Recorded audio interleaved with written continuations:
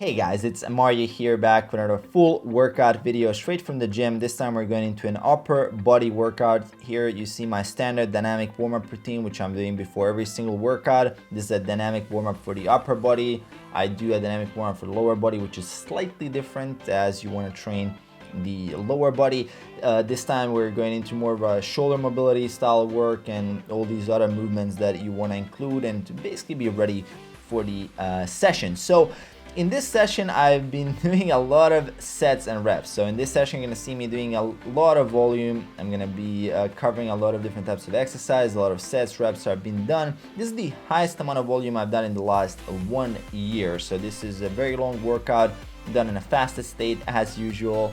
And I'm excited to bring you this to show you how it really looks. And you're going to see me perform a variety of different exercises. So in this voiceover, I wanted to cover a little bit of frequently asked questions, as well as how did this fit into my overall plan when it comes to designing a program. Because a lot of you guys have been asking me questions, well, what amount of repetition should I be doing? How many reps and sets? How much volume should I be doing? What does that really mean? What's a deload? How do I organize that? Also, let's say you're in a fat loss phase. How does that change if you're in a fat loss versus muscle gaining versus a maintenance phase, which I'm kind of in right now? So for me, this is a maintenance in terms of my diet. So on my diet, I'm not going super low calories. I'm kind of in maintaining my current weight around 167 pounds currently. So that's around 76 kilos. So I'm maintaining that weight right now, and I'm just focusing on strength and kind of recovering as well, enjoying being lean for the summer here in Croatia. A lot of good beaches, a lot of good places to go out and do all these fun things. So I want to be lean, I want to be in really good shape, and then afterwards I'm going to be focusing on my quote-unquote lean gaining phase. So when it comes to training plan design, here you're going to see me do a lot of sets, reps, as I said, but the point is that I have planned this ahead. So this is not just something I just came to the gym and like, okay, today I feel like I'm going to be doing double the amount of sets and reps that I do usually. No, that's not the case. So this was a planned week.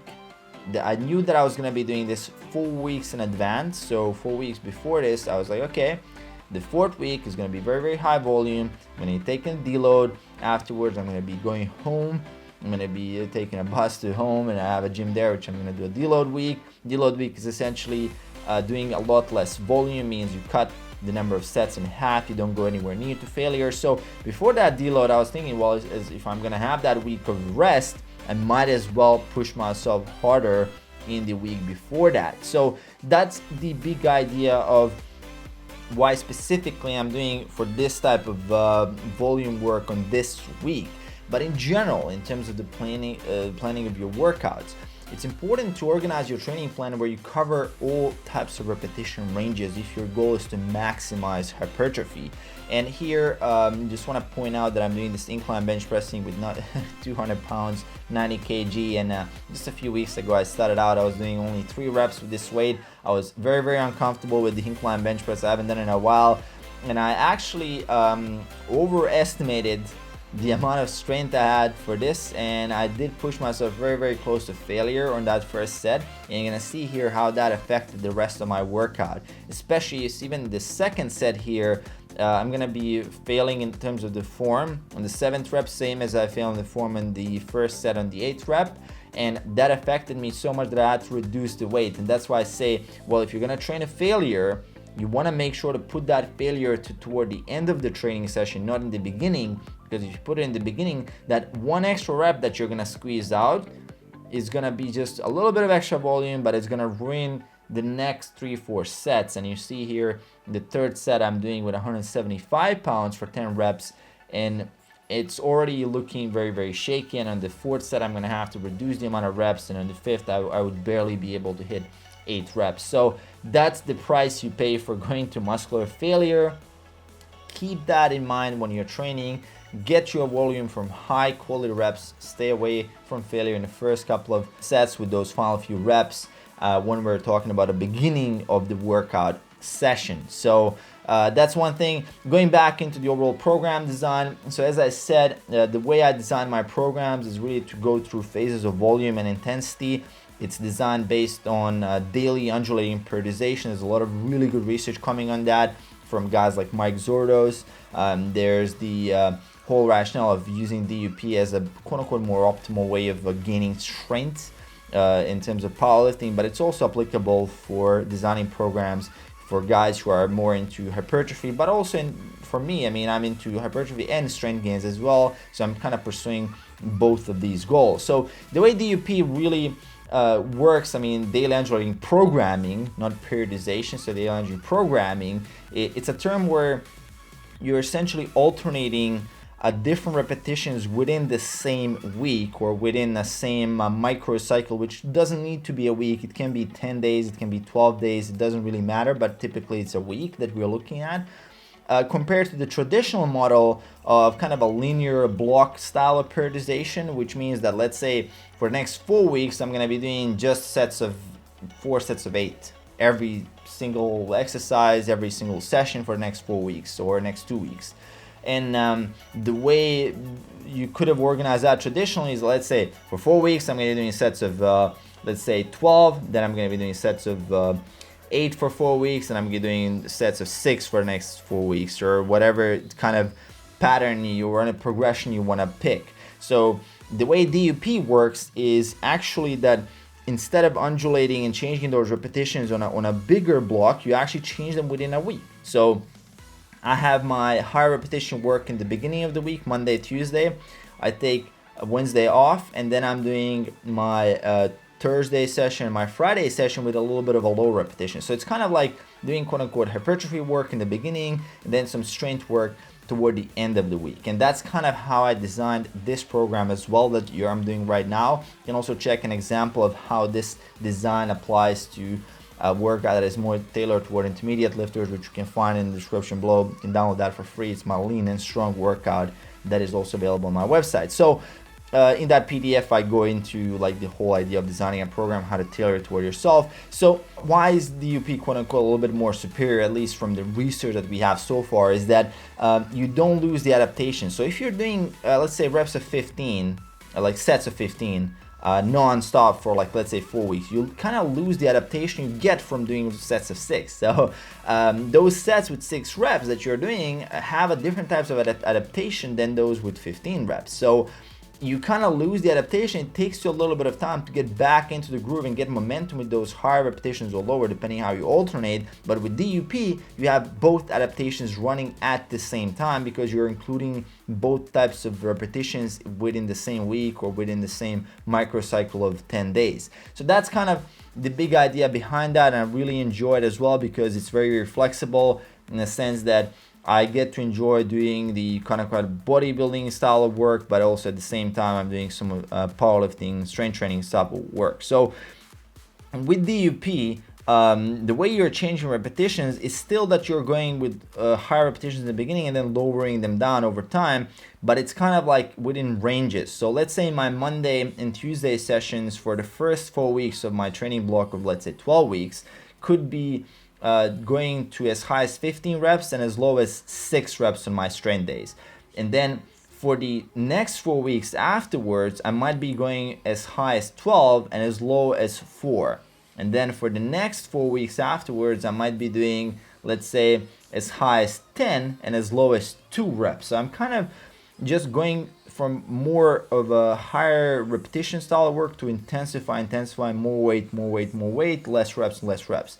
And then obviously between these blocks of 4 weeks, I would either have the deload on the 4th week or in the 5th week, depending on how the training is organized. So it's kind of a different way of organizing your training sessions. Why am I saying this? Is because you will get both of these adaptations. This is a fairly advanced also way of organizing. If you're just a guy who's just, starting out, you don't really need to concern yourself with this too much. The primary idea is to be able to add weight. So every cycle, you're either pushing yourself with doing a little bit more reps with the same weight, or you're being able to do a little bit more weight and maybe a little bit for the same reps or maybe a little bit less reps. So the whole idea is progressive tension overload. The whole idea is to get stronger over time. But the more experience you have, the more and more complicated that becomes. As a beginner, you can add weight every single week. Every single time you step into the gym, as a beginner, as a newbie, you should be adding weight to the bar. As an intermediate lifter, you might be needing a little bit more of a complicated plan. Let's say 1 week you take a lighter week, you come back, and then you can add weight. So maybe once every 2 weeks or every 3 or 4 weeks, you can add a little bit of weight. For an advanced lifter, someone who's been lifting for, let's say, 5 years, 6 years, it gets more and more complicated, because the point is that you're already lifting very, very heavy weights, and now it's time for you to manage your fatigue levels while at the same time being able to add more weight. So the way it works is kind of accumulate a lot of volume, work hard, but then you have to deload to let that fatigue dissipate while kind of maintaining your level of fitness, so then you can maintain some of those gains you made in that higher volume phase, and from that adaptations that you got from lifting heavy weights as well. And then you go into the next training block a little bit stronger, and that's the whole idea. So that's kind of how you progress, and it's typically adding like 5 pounds every once in a while. You know, it's not gonna be that much of a weight added. So that's kind of in terms of program design. A lot of people have been asking as well, like, what is the training plan difference between fat loss and, let's say, gaining muscle mass phases with like a caloric deficit with a caloric surplus? Well, the difference is really your ability to recover. So your ability to recover changes based on if you're in a caloric deficit or if you're in a caloric surplus or in a maintenance phase. In a caloric deficit, just being in a caloric deficit, you have a lot of stress, like your body is under stress. And then if you're exercising plus caloric deficit, that's also more stress, and it's a bit harder to recover. It's not that you technically can't recover, but it just takes longer and there's less energy available. And there also, depending on which phase in the diet and how much on how many calories you can diet, you might be ending up with a lot less carbohydrate, a little bit of fat, some protein there to maintain the muscle mass, and there's not a lot of food to go around. And in that stage, your recovery ability is impaired. That's the main difference. The goal is still the same. The goal is still to get stronger. The goal of the program is to retain the muscle mass. So what built the muscle mass in the first place will be the thing that's going to retain that muscle mass as well while in a caloric deficit. So the program necessarily doesn't change. I know a lot of people will say, well, I'm going to go higher repetitions. I'm going to be doing an insane amount of repetitions, quote unquote, to burn fat. The fat loss part should primarily come from diet. What the research shows is that the amount of exercise that you're doing can actually hit a point of diminishing returns in terms of fat loss. So if you overdo, let's say you want to create a lot of deficit from cardio and not so much from food, there's a point of diminishing returns, both in terms of like the adaptive thermogenesis, because your body will be adapting to so much activity that is going to make you a little bit inactive unconsciously when you're not exercising in those quote unquote resting parts of the day. But also you are playing against your ability to recover, which is just going to be less and less throughout the diet. So let's say in the first phase of the diet, first 6-7 weeks, you're fine. You can even make a lot of gains and strength gains and muscle gains. But as you diet longer and longer, that becomes a more and more problem. So what I typically see people is either they're doing too much exercise, or they're changing the exercise to not be the type of exercise that it's gonna help them maintain their strength, which is the primary way for you to maintain the muscle mass. So with doing too much work, as I said, the problem is that you hit that point of diminishing returns with your adaptive thermogenesis, but also you're not going to be able to recover from it. So you're going to be needing to deload more frequently. At the end of the day, if you deload more frequently, you're not doing it in a very optimal plan. If you have to deload every 2 weeks, if you feel beat up, if you feel crushed, also could lead to binges in a kind of an indirect way, because you're like, oh yeah, I crushed it hard in the gym, so I deserve to eat that cheesecake. And I've been there, I've done all of that. So the way you kind of want to organize your training plan, I guess, with to match the diet, is that the longer you diet, the volume of the training would slowly go down, but the intensity would be maintained or even increased if possible. So this means that you still want to be lifting very, very heavy weights. So if you're lifting heavy weights, your body has a reason to hold on to muscle. And if you're doing that amount of volume, if you're doing that work, you give your body a very strong reason to hold on to muscle. And that's a big problem if you switch to like 20-25 rep sets, or guys, I know guys who are, well, I'm just gonna go to the gym 2-3 times a week and I'm gonna do high intensity interval training for the other sessions instead of going to the gym more. Well, no, because if even though that high intensity interval session might burn calories, your primary goal with exercise is to maintain a muscle mass. And high intensity interval training in general, I mean, I'm not a super big fan. I rarely include or recommend high intensity intervals for any of my clients.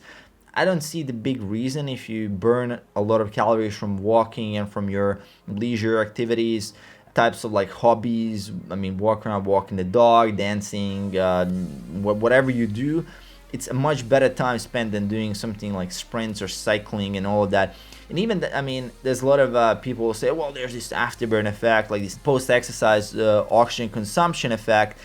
But that effect is only 14% of total calories burned. You know, that's not a lot of calories. So if you burn 300 calories through your activity, you're getting only 40 extra calories to eat. That's not a lot in the next 24 hours. That's less than half of a banana. So the quote-unquote afterburn effect is not a big deal. So don't focus on that too much, because the price you have to pay for that is a lot higher recovery needs, right? So you have to recover from that high intensity session. So a better idea here is to I see here like I barely made it up. It was 50 kilos, a form failure. So as I said, I mean, I'm not a big fan of super high intensity interval training. Maybe 1 or 2 sessions a week in certain cases would be fine, but I primarily stick to adding a lot of different types of walking, maybe adding some kind of activity tracker that will let's say vibrate when you're at work, when you're just sitting down for an hour. So it vibrates, it tells you, well, you've been idle for, let's say, 40 minutes or an hour, now it's time to stand up and move around for 10 minutes. And if you do this every single hour, 10 minutes, that adds up to about, in 8 hours, let's say work 8 hours, 8 times 10, 80 minutes of walking, just by having that little alarm. Even if it's not 80, if it's just 5 minutes, I mean, you get 40 minutes of walking, which is insane. 5 minutes is not a big deal to take every hour, but I think we forget the simple things in life, where our escalators, our elevators, our dishwashers, our washing machines, all these things are robbing us from caloric expenditure, robbing us from energy expenditure. That's why a lot of people fall into the trap of like trying to overly compensate with doing too much high intensity interval training, while the route I'm advocating mainly is to stick to lower intensity type of work, where you can get the same amount of calories burned, and you can make it an enjoyable activity while listening to audiobooks, for example, taking a walk, and at the same time recover more, because lower intensity activities such as walking will help you recover. If you ever have sore legs, just take a walk. Take a 20-30 minute walk, and no matter how sore your legs are, in that 30 minutes, the more blood flow you get through running through the legs, and the next day you're gonna barely feel any soreness. Maybe the day afterwards, soreness is gonna be completely gone. And that's something I'm advocating here, is a lot more lower intensity type of work. I mean, my minimum step count that I advocate is about 6,000 steps a day, which is not a lot of steps. I mean, that's not a lot of walking. So that's something that I recommend. Plus, obviously, being in a caloric deficit, which is the primary goal of every single diet. If your goal is to lose fat, you need to be in a caloric deficit. You need to get your protein, which is also the primary component as well to building that muscle mass or maintaining that muscle mass.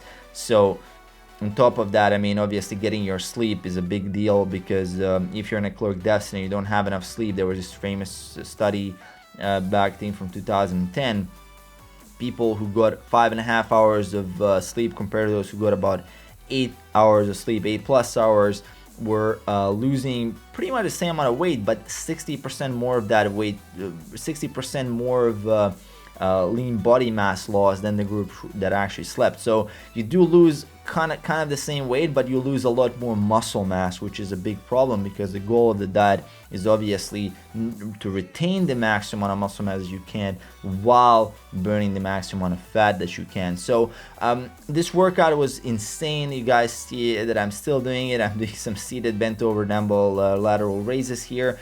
The form of some of these movements might not be 100% dialed in perfect. The point is to get the volume. I know it's a pretty long session, so after like an hour and a half, you're like, oh shit, I still have this many sets. So the form might not be necessarily perfect, but it gets the job done, and you don't have to be super OCD all the time about it, form. I mean, but still try to make the bulk of your work with really good form and focus on technique over time. Here, see me doing some seated lateral raises with an AMRAP step, as many reps as possible. Really good to add some extra volume here as well to finish off the those shoulders they're pretty tired by now. And yeah, I hope you guys enjoyed this little voiceover here with the workout. I mean, had a hell of a session, doing some ab work here to just finish off the workout. After this, I had a really big meal, was amazing, and was a really good workout plan. So yeah, in the comments below, let me know again if you have any questions on whatever I said in this little voiceover quote-unquote podcast here, as well as in general any questions. You guys know that I answer all the comments below. Pretty excited to see the channel growing, and we're all growing insane. I'm super excited to see the community grow, and cannot be happier, to be fair. I mean, you guys are amazing. Thank you for all the support you've given me, and I'll see you guys in the next video. Peace.